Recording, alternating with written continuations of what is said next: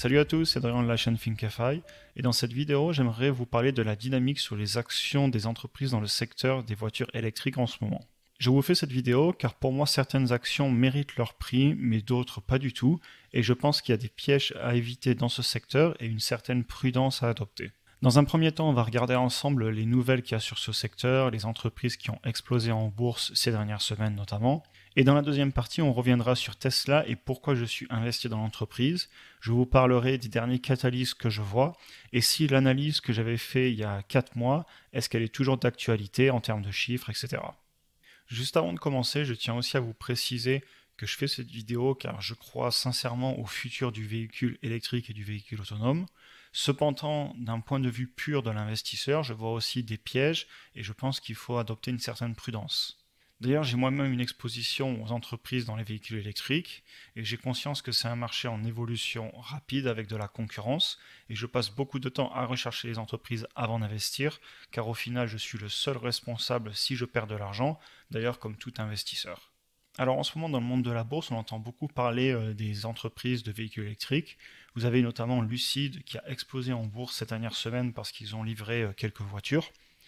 Cependant, c'est une entreprise qui ne gagne pas d'argent, qui pèse aujourd'hui plus de 14 milliards de dollars, alors qu'ils ont livré, si on va regarder, 577 véhicules en 2021 et ils prévoient d'en livrer 20 000 en 2022.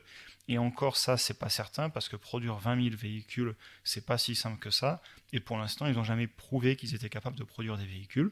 Et donc quand je voulais vous faire cette vidéo, je suis allé chercher un petit peu des chiffres quand même pour essayer de vous montrer. Et au final, il n'y a pas grand-chose parce que c'est une entreprise qui ne gagnait pas d'argent jusqu'à maintenant, qui ne faisait que de perdre de l'argent. Et donc d'un point de vue des ratios, on est tout dans le négatif. Et honnêtement, c'est vraiment pour moi une entreprise qui est plus dans la spéculation, dans l'espoir qu'elle va réussir à faire ce qu'elle dit.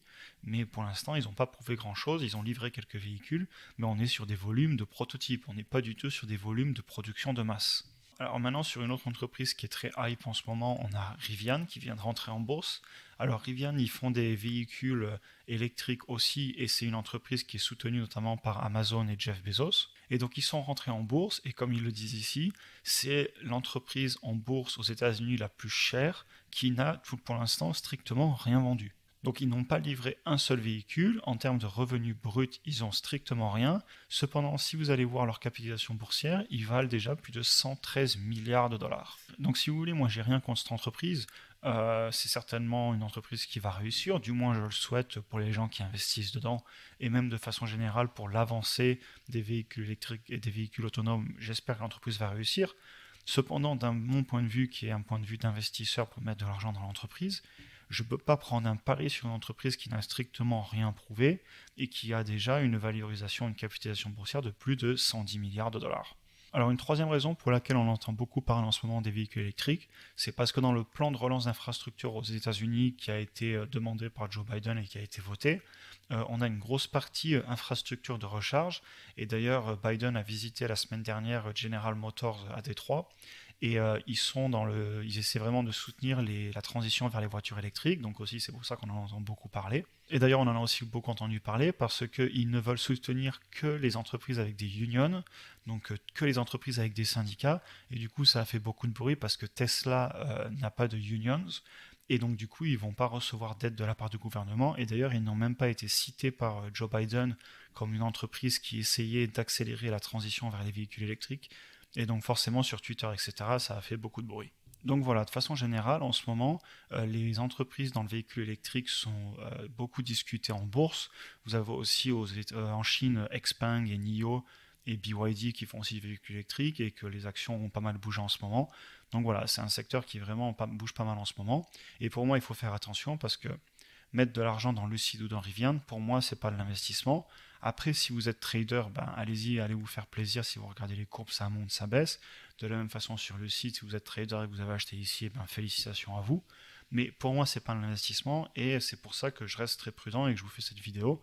Parce que pour moi, c'est important de se rendre compte que même s'il y a des belles paroles, etc., on se rappelle tous de Nicolas qui allait révolutionner le monde des camions électriques, etc., l'entreprise Nicolas, et au final, il ne s'est rien passé et c'était une belle arnaque.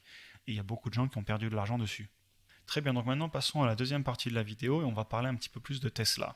Alors Tesla en ce moment, on est en train de revenir sur un flot historique. Ils ont pas mal corrigé parce que Elon Musk a dû vendre pas mal d'actions notamment pour payer des impôts parce qu'il doit pas mal d'argent vu qu'il avait eu des options qui arrivent à expiration.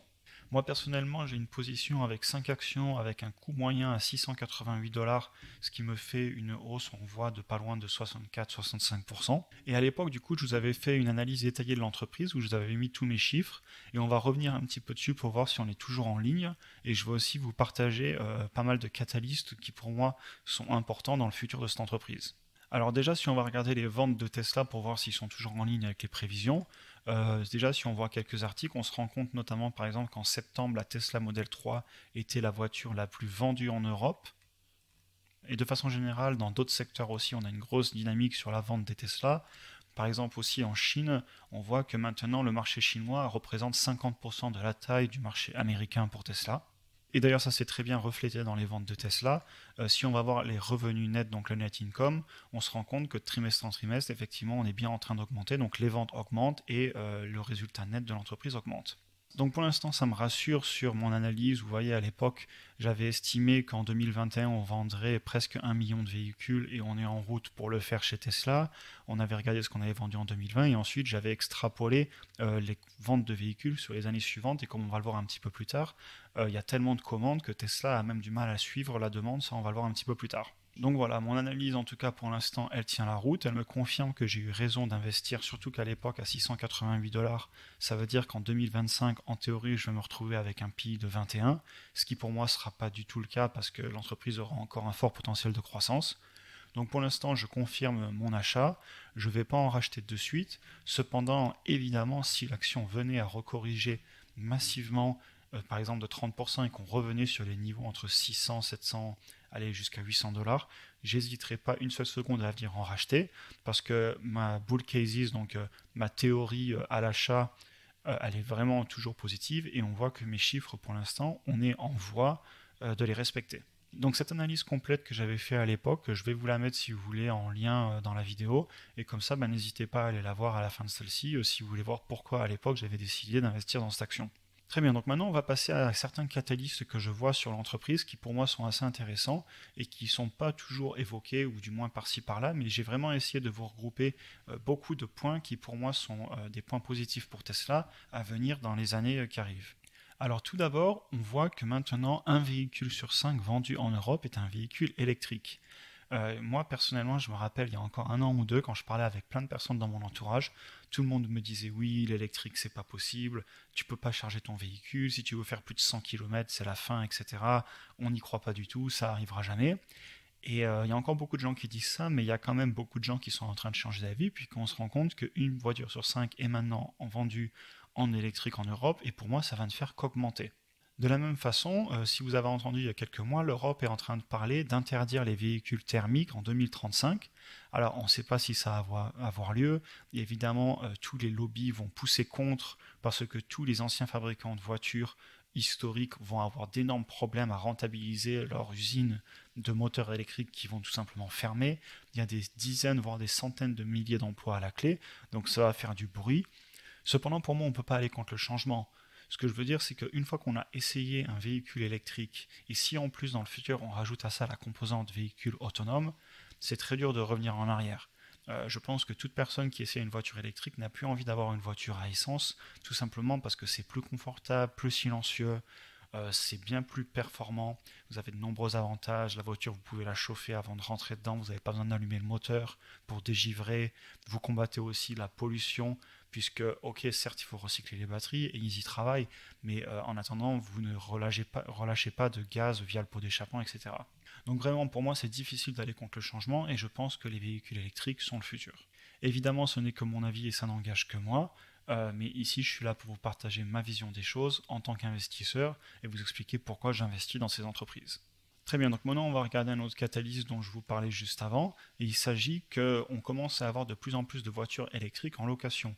D'ailleurs, il y a quelques semaines, ça a fait du bruit en bourse que Hertz avait commandé 100 000 Tesla Model 3, Et maintenant, ça y est, si vous voulez par exemple essayer une voiture électrique, partir sur un week-end, eh ben, vous pouvez aller vous louer une Tesla Model 3, une Renault Zoé, une Peugeot i208, etc. C'est tout à fait faisable. Et donc je pense que ça aussi, ça va pousser les gens à acheter. C'est-à-dire que vous allez partir en vacances, vous allez louer une voiture, ou pour le boulot, on va vous louer une voiture électrique, et vous allez peut-être aimer la voiture, et donc la prochaine voiture que vous achèterez, elle sera électrique, par exemple. C'est vraiment quelque chose qui pour moi pourrait arriver, c'est-à-dire qu'au fur et à mesure que les gens vont essayer les véhicules électriques, notamment via la location ou via le travail, vont vouloir s'en acheter une à titre personnel. Un autre catalyste qu'il y a, c'est qu'en ce moment, on voit que la Model Y, donc le nouveau SUV, c'est en fait une Model 3 surélevée de chez Tesla, ils sont en complète rupture de stock, et non pas parce qu'ils ont des problèmes avec les puces électroniques, etc. Certes, ils ont eu des difficultés, mais beaucoup moins que d'autres constructeurs historiques, et ils en sont très bien tirés, mais tout simplement parce qu'il y a tellement de commandes que la liste d'attente se rallonge.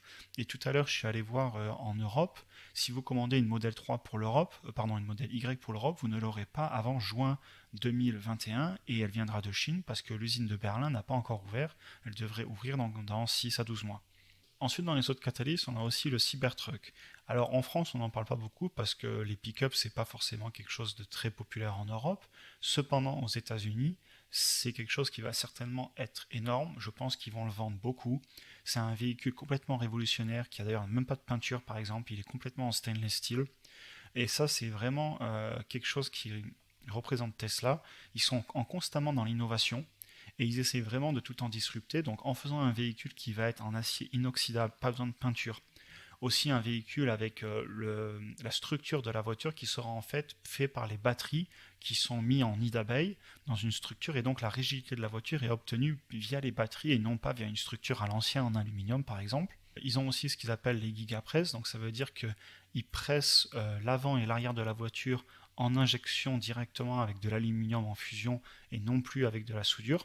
Donc si vous voulez, moi ce que j'adore chez Tesla, c'est que, étant moi-même ingénieur de formation, j'adore l'aspect révolutionner d'un point de vue technologique les véhicules pour qu'ils soient toujours moins chers à fabriquer, toujours plus performants et que du coup ils soient plus compétitifs que la concurrence. Et ça pour moi c'est vraiment quelque chose d'exceptionnel chez Tesla. Et d'ailleurs ça, je fais un truc que je voulais vous montrer aussi, c'est la marge. En fait, si on regarde la marge de leurs véhicules, on voit qu'ils sont déjà en brut à plus de 20%, ce qui est énorme. Chez les constructeurs historiques, on est à moins de 10%. Et vous voyez qu'en net, on est en train de monter, on s'approche bientôt des 8%. Et pour moi, ça va continuer à monter. Tout simplement parce que cette entreprise, vu qu'elle conçoit tout en interne, qu'elle a assez peu de fournisseurs et qu'en plus elle conçoit vraiment avec des méthodes de fabrication modernes, avec des usines modernes, ils se retrouvent à avoir des marges qui vont complètement écraser la concurrence, parce que la concurrence, pour être compétitive d'un point de vue prix, va devoir baisser les marges, voire vendre à perte. Et donc ça, c'est vraiment pour moi un avantage de Tesla. Ils vont sur le long terme être compétitifs et ça va se ressentir dans leurs résultats nets comme on le voyait avant. Ils vont pouvoir dégager des gros profits tout simplement parce que leurs véhicules vont être beaucoup plus rentables à fabriquer que la concurrence. Du moins ça c'est mon avis, évidemment je vous invite à vous faire votre propre opinion, mais quand je vous regardais la vidéo que je vous avais fait à l'époque, c'est une des principales raisons qui m'avait fait investir, c'est les marges futures de Tesla très prometteuses. Très bien, donc si on continue sur les futurs véhicules, il y a aussi Elon Musk qui a parlé dans la dernière conférence d'une Tesla à 25 000 dollars. Alors vu l'inflation, etc., on arrive à deviner qu'elle sera certainement jamais à 25 000 dollars, faut pas rêver. Cependant, a priori, ils sont en Chine en train de concevoir en local un véhicule qui serait entre guillemets une Tesla compacte, donc ce serait clairement plus petit qu'une Model 3 ou qu'une Model Y, mais qui coûterait aussi beaucoup moins cher. Alors il y a beaucoup de spéculations, c'est pas encore sur le marché. Cependant, sur le long terme, on peut imaginer qu'ils vont arriver avec une voiture plus petite, pas loin d'une citadine, qui pourrait vraiment exploser leurs ventes et aussi exploser la concurrence du coup. Ensuite, donc le prochain catalyste, il s'agit des superchargeurs de Tesla. Il ne faut pas oublier que aujourd'hui, si vous achetez autre chose qu'une Tesla, c'est très dur pour vous de charger votre véhicule. Je sais qu'en France, il y a les bornes Ioniq, mais c'est vraiment pas quelque chose qui fonctionne très bien de ce que j'ai vu sur YouTube, les reviews, etc. Par contre, si vous allez voir en Europe, aux États-Unis, etc., ils ont vraiment un réseau de recharge fulgurant. Vous pouvez vraiment traverser la France et recharger tous les 150 à 200 km, ou même d'ailleurs toute l'Europe. Et pour moi, ça c'est vraiment un point énorme parce que une des principales raisons qui vous fait ou non acheter une marque de voiture électrique, c'est est-ce que vous allez facilement la recharger. Et on voit par exemple qu'aux États-Unis, vous pouvez recharger dans beaucoup de lieux. Très bien, donc point suivant, on va parler de l'usine qui sont en train de finir à Berlin. Donc l'usine, elle est déjà pratiquement finie et ils sont en train de commencer à sortir les premières voitures test. Et en fait, c'est l'usine qui va livrer en Europe tout d'abord les modèles Y et ensuite ils feront aussi les modèles 3. Et donc ça va être une production qui va être principalement destinée donc à toute l'Europe, ce qui leur évitera en fait les coûts de transport actuels depuis la Chine et les États-Unis pour toutes les voitures vendues en Europe. Et c'est assez cohérent parce que comme on le voyait un petit peu plus tôt, la voiture la plus vendue en septembre 2021 en Europe a été la Model 3, et donc c'est pertinent pour eux de commencer à les fabriquer ici. Un autre aspect aussi qui pour moi est vraiment très positif, c'est que Tesla embauche toujours des ingénieurs en local. C'est-à-dire que les Tesla américaines sont conçues par des ingénieurs américains, les Tesla chinoises sont conçues par des ingénieurs locaux chinois, et donc là ils se sont installés à Berlin, et vous avez vraiment une connaissance extrême de l'automobile parce qu'il ne faut pas se le cacher, les entreprises allemandes historiques dans l'automobile sont excellentes et donc ils sont capables d'embaucher aussi bien des ingénieurs que des employés dans la fabrication, dans l'usine, dans l'opération, la qualité, etc. Ils sont en train d'embaucher des personnes qui ont une connaissance incroyable et qui vont beaucoup apporter à Tesla.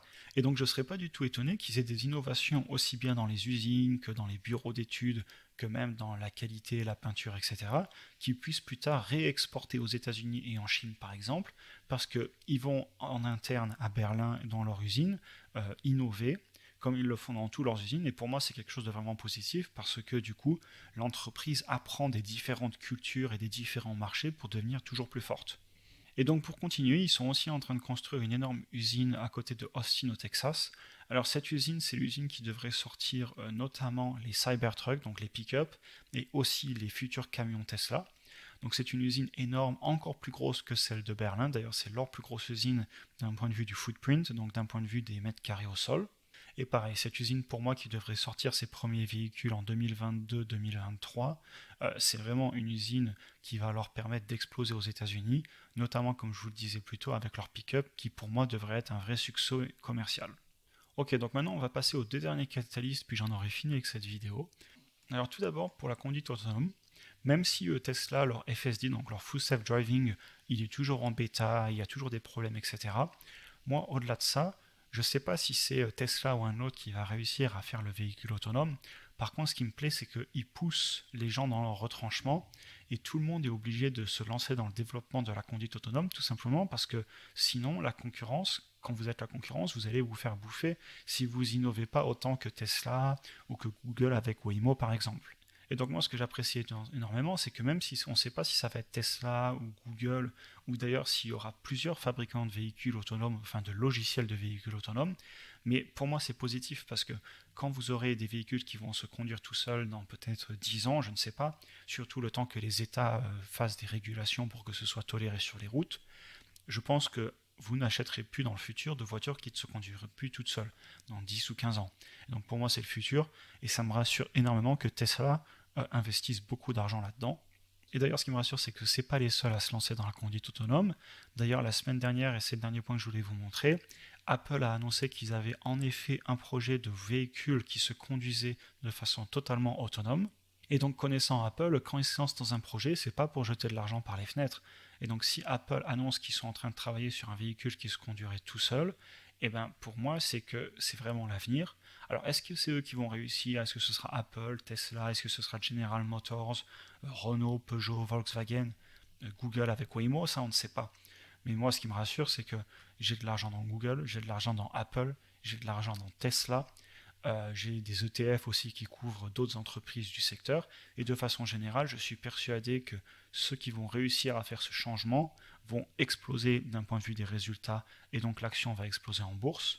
De la même façon, je suis aussi exposé à Nvidia qui travaille énormément dans ce secteur. Donc voilà, de façon globale, c'est un secteur qui me rassure et je suis investi dedans et je vais continuer à investir. Alors j'en ai fini pour aujourd'hui avec cette vidéo. J'espère qu'elle vous a intéressé. Dites-moi aussi ce que vous en pensez dans les commentaires. Est-ce que j'ai raison d'investir dans Tesla?